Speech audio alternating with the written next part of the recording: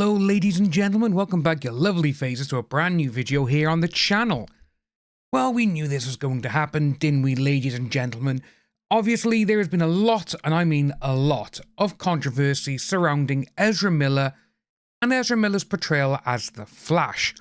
Obviously, before the film was released this year, we saw so many things in the last 2 years, maybe even 3 years actually, coming to think about it, where Ezra Miller has been arrested multiple times.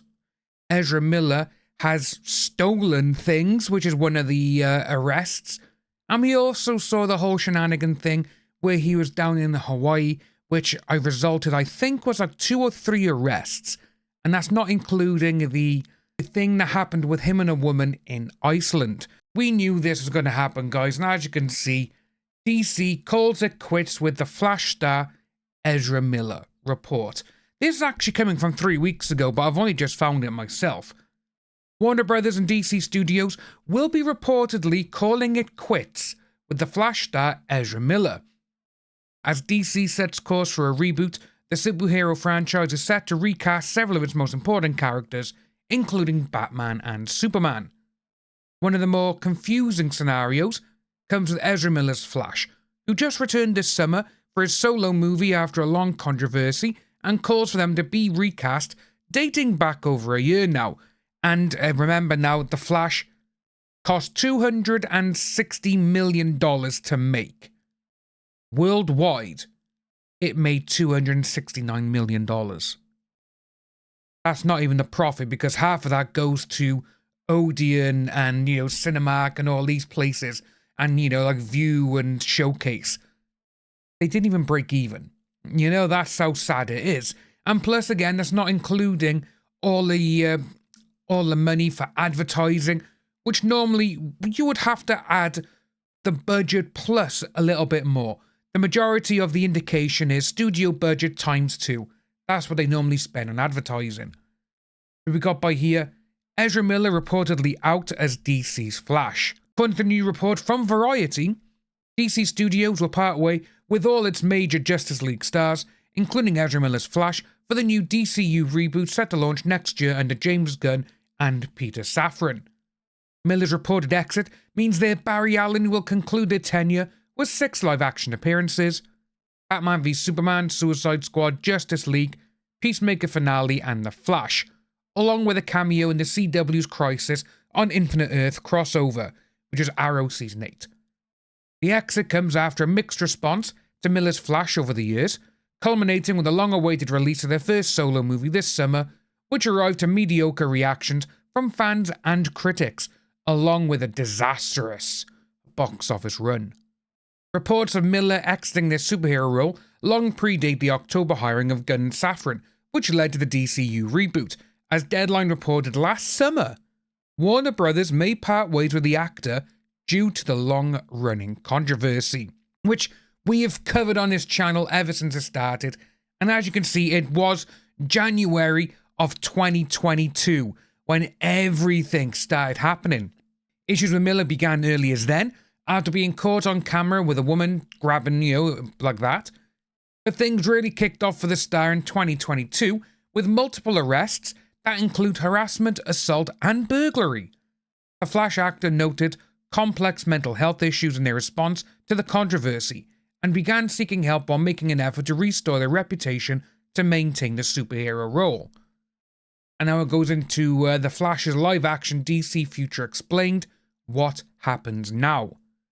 As of now, DC Studios has not announced a new Flash project, nor any movies or shows that are expected to involve the Scarlet Speedster. But whenever the Justice League icon does inevitably appear eventually, it now appears Ezra will no longer be in the red spandex. Which we knew, because there's been so many things going on with all of this. Like, they said here, January 2020, when he was caught in Iceland, and then 2022 when there was the burglary. There was the part in Hawaii when he broke into someone's place, stole passports. He went into a bar, and because a woman was singing karaoke, he started going nuts on her. It's absolutely crazy that they allowed Ezra Miller to stay on as the Flash. They should have got rid of Ezra Miller when all of this first hit the fan. But they didn't. And Warner Brothers seems to stick by people who are of that kind of magnitude, you know? Because again, look at Amber Heard. They've kept her, even though she was found in the court of law by a jury of her peers that she had lied just to get money out of someone, you know? But it does go on to say regarding, assuming Miller's Barry Allen receives no resolution in the final movie, Aquaman and the Lost Kingdom, the young speedster will end their journey having reset his timeline, freed their father from prison, landing in a world where George Clooney is Batman, and worst of all, lost a tooth. Previous reports had claimed The Flash 2 may have been on the table had the movie found box office success. 100%. If The Flash made 900 million, they would have gone ahead with a sequel. Guarantee it. When you don't even make your own budget back, remember, half of that 269 million has to go to all the cinemas around the world as well, because that's where they take it. That's why cinema food and drink is so expensive as well. The backlash and reputation of that movie may hold up a Flash reboot from coming around shortly at all. When the time comes, James Gunn and Peter Safran will presumably look for a new star to bring Barry Allen to life, hopefully to more avail than Miller's portrayal. Alternatively, the DCU could take things in another direction and utilise Wally West, yeah. A Flash brought to life by Keanan Lonsdale in the Arrowverse. Yeah, you know, just bring someone else, bring a different Flash in. You haven't got to keep using, you know, Barry Allen. You know, bring in Wally West. And there's so many different characters that they can bring in. But with Warner Brothers, obviously with DC, people think automatically, you know, the Batman family, Superman, only the big ones.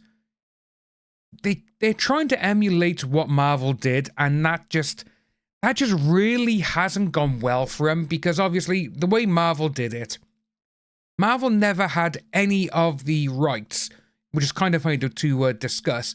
They never had the rights to the characters for films. Hence why Spider-Man came out with Sony, and is still with Sony, obviously. The Fox company had X-Men and all those characters. They only had Iron Man, Thor, and all these from Marvel when they decided to make their own films. Obviously, they went forward with the first Iron Man film, and then all of a sudden, Iron Man, Captain America, Thor, these just became the big superheroes. DC, I think, needs to kind of go that way, kind of like how they were doing with Suicide Squad, bringing in these other characters which are, they're well known to the comic world, but not to the movie world. Batman is a crossover everyone knows. Everyone knows Spider-Man. Everyone knows X-Men and Wolverine. Everyone knows those characters. But when you bring in the obscure ones, and you make a big success of them as well, that's how you've decidedly build up the universe going forward. Not just dive in the deep end like Warner Brothers did and f*** everything up. But that's what we got for today's video, folks. If you are new to the channel, please like and subscribe. Hit that notification bell for future updates. Let me know what you think of this down below. Should Ezra Miller have gone before? And I'll see you all soon.